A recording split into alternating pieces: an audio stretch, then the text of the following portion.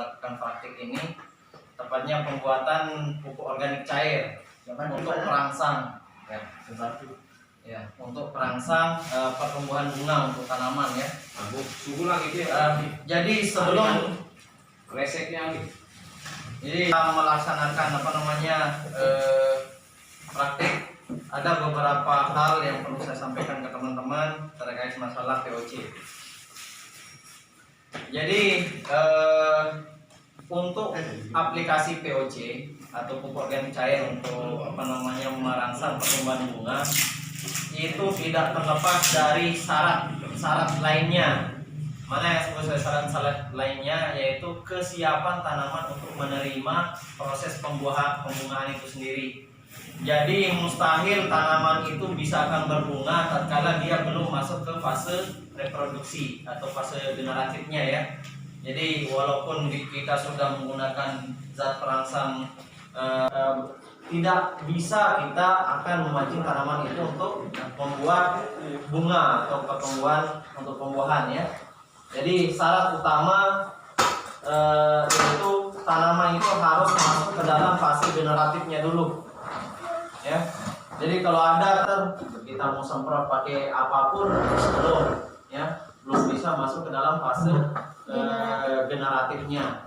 Jadi yang harus kita pastikan adalah tanaman tersebut adalah masuk ke fase generatifnya.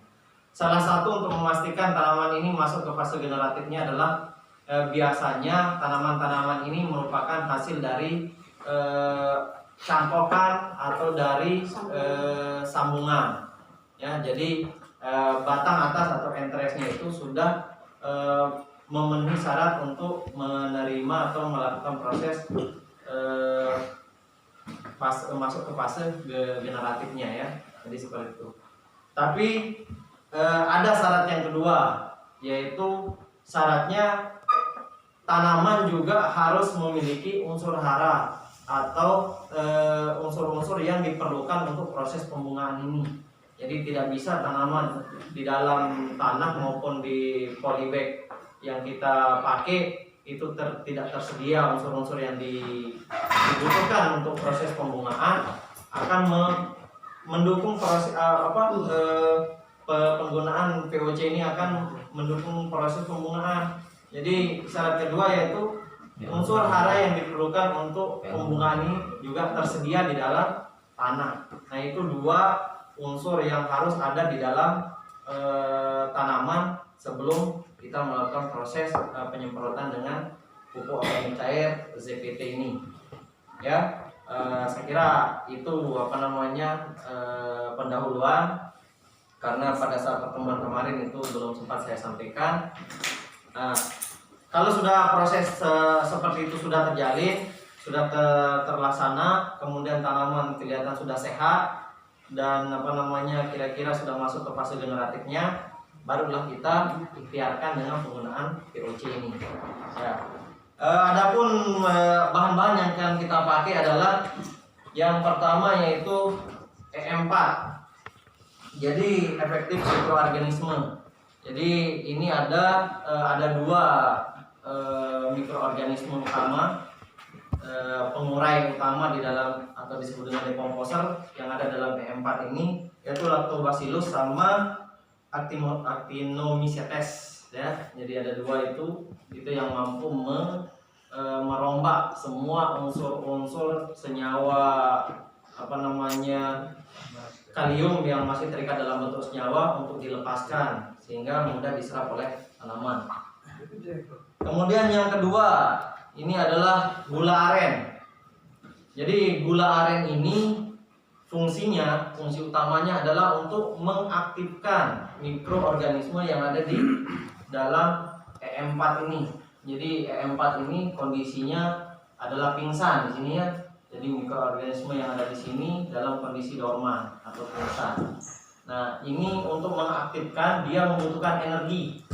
Nah, energi itu bisa diperoleh dari gula ya, dari gula. Kenapa gak harus gula aren? Karena di dalam gula aren selain ada gulanya untuk energi, juga dia mengandung zat besi. Kemudian ada beberapa kandungan lain seperti kalsium, vitamin ya yang ada di dalam sini, sehingga nanti ini bisa mendukung tanaman untuk bisa bereproduksi. Kemudian yang ketiga, kita menggunakan telur. Nah, telur ini hampir sama dengan gula ini untuk peruntukannya ya. Telur hampir sama penggunaannya. Dia banyak mengandung protein. Jadi sebenarnya yang ada di dalam E4 ini selain kondisinya dorman, juga kondisinya adalah sedikit. Jadi konsentrasinya sangat kecil ya. Sehingga kita membutuhkan protein dan karbohidrat yang ada di dalam telur ini untuk memperbanyak ya. Jadi kita memperbanyak dulu mikroorganisme yang ada di dalam sini, sehingga dia bisa nanti melisis atau merombak unsur yang ada di dalam campuran POC kita ini untuk menjadi zat-zat yang bisa langsung diserap oleh tanaman. Itu untuk telur. Kandungan telur juga banyak mengandung unsur kalsium ya. Sempat saya coba browsing. Jadi untuk telur ini selain protein juga mengandung 54 mg kalsium ya. Dan zat besi juga ada, serta kalori ya. Kalori artinya gula di sana ya, untuk pertumbuhan mikroorganisme. Nah, yang lainnya kita mempergunakan air kelapa, MSG atau disebut dengan monosodium glutamat. Jadi bahasa kimianya juga pecin ya. Jadi bahasa kimianya adalah mononatrium glutamat. Jadi mengandung natrium dan asam glutamat. Nah, di asam glutamat ini fungsinya adalah mampu merombak komposisi yang ada di dalam air kelapa ini untuk mengekstrak ada yang namanya magnesium di sana. Jadi dia asam glutamat ini bereaksi dengan magnesium sehingga terlepaslah dari cairan air kelapa ini. Nah, magnesium berfungsi nanti pada saat proses fotosintesis. Jadi dia terletak di daun. Nah, itulah kenapa nanti kita proses aplikasinya lebih banyak konsentrasinya kita pakai di daun nanti penyemprotan untuk POC ini. Nah, yang terakhir yaitu sumber substrat kita. Bahan utama kita yaitu air kelapa. Ya, setelah saya browsing, air kelapa ini ternyata mengandung kalori, gula, protein, sodium atau natrium tadi itu, kemudian karbohidrat, serat. Kemudian unsur mikro itu ada potasium atau yang disebut dengan kalium ya.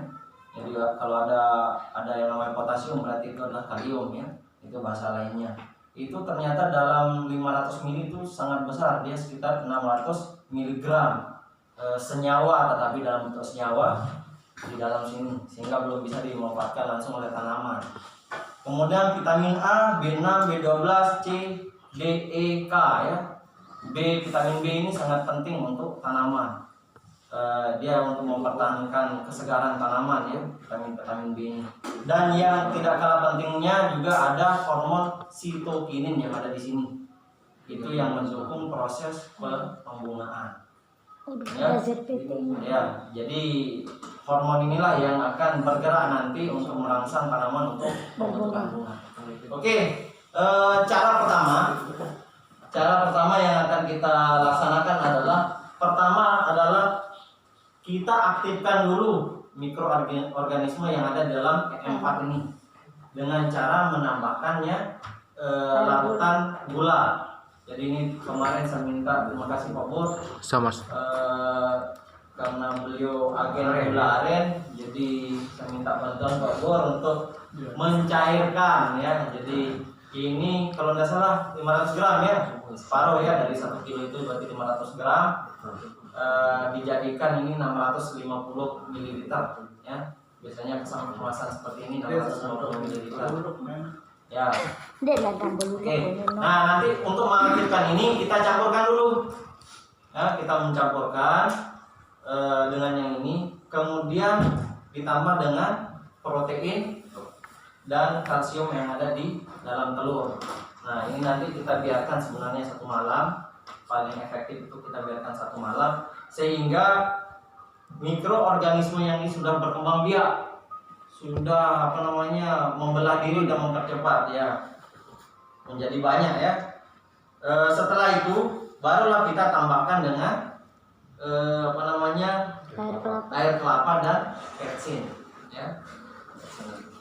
Komposisinya untuk 1 liter air kelapa yang saya pergunakan di aplikasi di rumah ya, di tanaman-tanaman saya di rumah, untuk 1 liter saya menggunakan 10 cc atau 10 ml dari larutan E4. Kemudian 1 butir telur ya, 1 butir telur ini nanti kita aduk, kita campur antara penuh sama putihnya, kita campur, dan 100 ml ya, 100 ml atau kalau kita pakai ini untuk memudahkan penakaran ini 220, mungkin sekitar setengahnya ya, setengah dari air setengah bawah ya, untuk air gelasan mineral ini yang kita pakai gulanya per liter air. Jadi kalau kita menggunakan 5 liter berarti kita menggunakan 500 ml. Nah, alhamdulillah ini sudah lebih nih Pak, 600 sampai 700 ml yang ada di sini. Jadi kita bisa pergunakan untuk 5 liter air. Nah, kalau kelebihan juga ada masalah ya. Kelebihan yang ini juga ada masalah karena tetap akan dipergunakan oleh mikroorganisme untuk memperbanyak diri. Tuh. Kemudian yang selanjutnya Ajinomoto. Sebenarnya bukan Ajinomoto ya menyebut merek. Sebenarnya kita menggunakan MSG, baik itu Sasa, Ajinomoto maupun merek-merek lainnya, asal dia mengandung monosodium glutamate kita bisa dipergunakan. Tapi jangan sampai teman-teman menggunakan Masako ya, Royco itu nggak bisa ya. Jadi itu beda komposisinya ya. Oke, seperti itu. Kita cukup menggunakan 10 mg. Yang saya bawa ini 50 gram ya. 10 gram maksudnya. 10 gram per liter air. Yang saya bawa ini adalah 5 gram. Jadi cukup untuk 5 liter ini. Oke, 50 gram ya, 50 gram untuk 5 liter ini. Jadi itu saja. Kemudian ini kita fermentasi secara anaerob ya. Jadi kita dalam kondisi tidak ada udara, kurang lebih sekitar 7 hari. Jadi perlakuannya atau perawatannya, kita membuka tutup ini sekali dalam sehari untuk membuang gas. Karena proses mikroorganisme memecah kandungan-kandungan yang sekian banyak yang ada di air kelapa ini supaya mudah diserap oleh tanaman, itu menghasilkan gas nanti ya, seperti itu. Jadi jangan sampai meledak. Oke, untuk menghemat waktu kita langsung saja ya praktikkan untuk pembuatan ini. Jadi kita ilustrasikan saja ini 5 liter, berarti kita membutuhkan sekitar 500 ml yang ini, kemudian 50 ml yang ini, kemudian 5 butir yang ini, dan 50 gram MSG.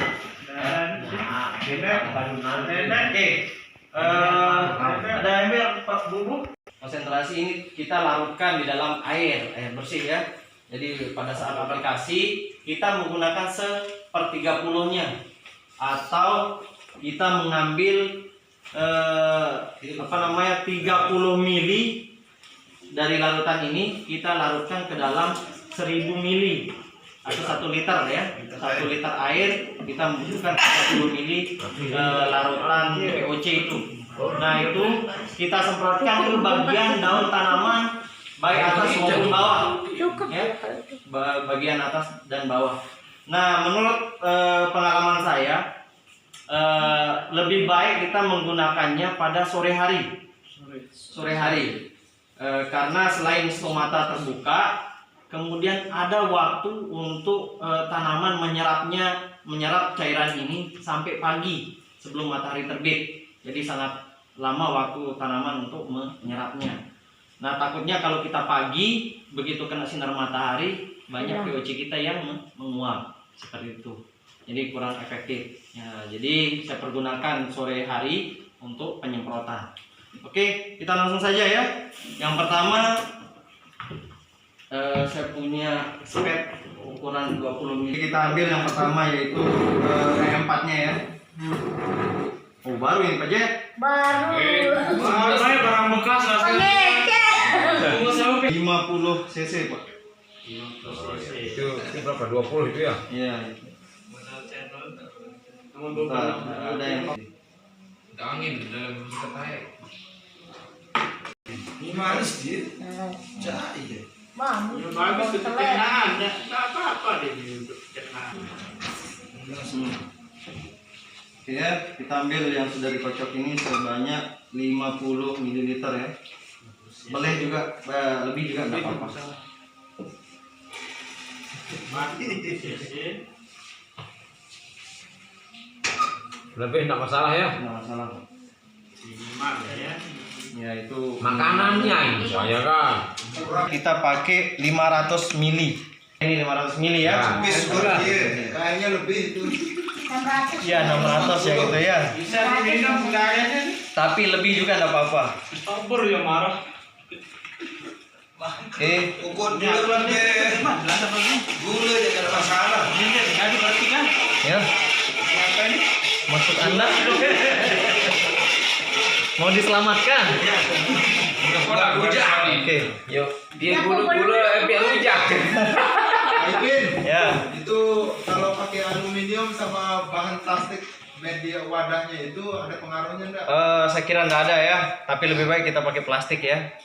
Karena ini hanya wadah untuk sementara aja kita pakai. Nanti untuk proses fermentasi kita menggunakan plastik. Ada pengaruh. Tapi yang besar pengaruhnya biasanya besi, Pak. Besi. Jadi, Ya. kalau aluminium kurang dia. Besi itu yang Besi ya. Soalnya dia pengaruhnya karat ya. Karat. 5 butir saja. 1 liter 1 butir. Ya. Untuk subuh. untuk Untung Bapak udah bikin banyak. kalau 1 liter 1 telur PP-nya. untuk mempermudah jadi satu ya. Kecuali ini Kalau ya bikin 30 satu juga ya 10 ya. terakhir. Jadi 1 liter ini 1 butir ini 10 mili ini sama 10 100 mili ini. Ya, ya, ya. Satu. Ya, 10 100 1 Iya. Nah, Ipin, kalau kita pakai telurnya lebih banyak kira-kira Saya kira mungkin tidak ada masalah ya, tapi pemborosan. Kasih saya. Kemudian rugi. ini nanti telur bajagi ternak. ini nanti ya memang kalau sudah jadi itu ada amisnya. Ada amisnya. Jadi tidak ada masalah sih sebenarnya. Ya. Lupa Bapak butuh asisten. Nanti ada praktik Anda sendiri ya. Ya, dikit. Bisa kita tambahkan langsung ya. Bisa kita tambahkan langsung dalam proses fermentasi nantinya. Bisa juga sekarang ya. MSG-nya berapa itu? Dalam 1 liter kita pakai 10 gram Pak. Jadi ini ada 50. Karena 5 liter berarti 50 ya. Kita pakai ini.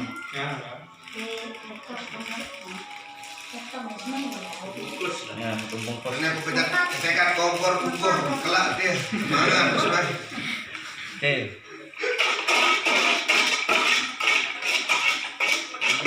Campur dengan rata ya telurnya tadi itu kita langsung masukkan ke dalam larutan gula dan E4. Teman bakteri dia Ya. mangan. Jadi bakteri yang tadi kita akan pergunakan sekarang lepas dari puasa ya. Mangan puas. Namanya langsung bakterinya langsung melakukan pembelahan atau memperbanyak diri dengan ada gas ya. Jadi biasanya akan membentuk gas.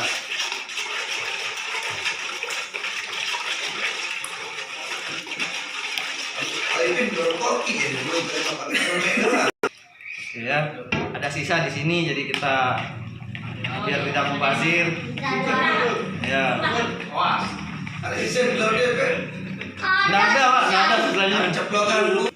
Setelah jadi larutan ini kita harus menyimpannya semalam sebenarnya ya, untuk membiarkan mikroorganisme yang kita berkembang biak dulu ya. Tetapi tidak ada masalah juga menurut beberapa literatur, bahkan ada yang setelah jadi dibiarkan semalam, besok paginya dia pergunakan juga, ada yang seperti itu. Tapi menurut logika saya, jadi mikroorganisme ini butuh waktu untuk memperbanyak diri, kemudian butuh waktu juga untuk melisis yang ini ya, atau memecah larutan air kelapa ini, sehingga kalau kita pergunakan semalam mungkin kurang ya. Jadi saya coba lihat literatur yang lain, dia mempergunakan 7 hari, dan saya menerapkan yang itu ya. Ibarat mazhab saya pakai Syafi'i ya. Ya, ini bentuknya ya. Jadi ada endapan-endapan, ini adalah kuning telur bagian luar, jadi tidak ada masalah ya. Ada lapisan kuning telur yang tidak larut juga, tidak ada masalah ya. Jadi seperti ini. Warnanya kan Ya, jelas ya. warnanya seperti ini. Oke, kita campurkan dengan air kelapa ya. Kita akan menggunakan air kelapa, tapi kita campurkan langsung 5 liter air kelapa. Kalau bisa kita bagi-bagi tuh Pak. Ya, sangat-sangat bisa. Oke. Kita minum. Nanti pada saat aplikasi jangan lupa teman-teman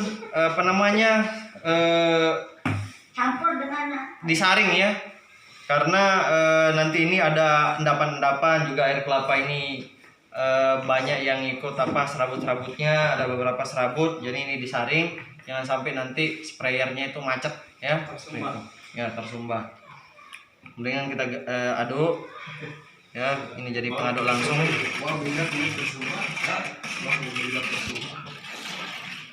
Sprayer tersumbat. Untuk mengaduk itu angka 8 ya.